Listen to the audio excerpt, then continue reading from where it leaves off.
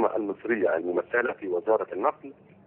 مع الشركات الأجنبية التي تستغل ميناء شرق بورسعيد ومحطة الحاويات الجديدة بدمياط. نعم. وقال السابق أنه كان من المفترض على الوزير أن يصدر تعليمات وفقا للوعود التي أطلقها والاتفاق الذي تم بينه وبين لجنة النقل بالشورى تقضي بإعادة صياغة بعض البنود في تعاقد شركة قناة السويس للحاويات التي تنتفع الآن بالمحطة الوحيدة للحاويات بشرق بورسعيد، بما يعيد للدولة سيادتها التي أهدرت على حد وصفه في التعاقد الأول، والذي يكرس الاحتكار للمستثمر الأجنبي وما زال على وضعه حتى الآن. وأشار أيضا رئيس لجنة النقل بالشورى أن الدليل على ذلك هو أن المخطط العام لميناء شرق بورسعيد كان يقضي في مرحلته الأولى أن يكون بميناء بورسعيد الآن أكثر من 8 مشروعات، ولكن الواقع أن المشروع الوحيد العامل هو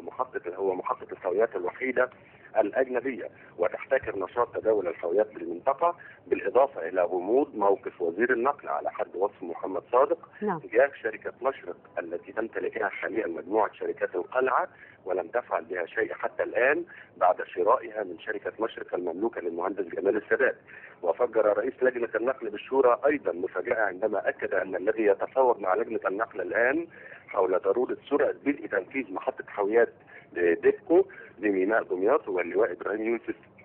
ويحاول أن يحصل على أكبر مكاسب للشركة الخاصة الأجنبية باستثمارات كويتية وصينية. هو اللواء إبراهيم يوسف الذي كان يشغل منصب رئيس هيئة ميناء دمياط أثناء تحرير العقد بين الحكومة وبين الشركة الأجنبية المذكورة.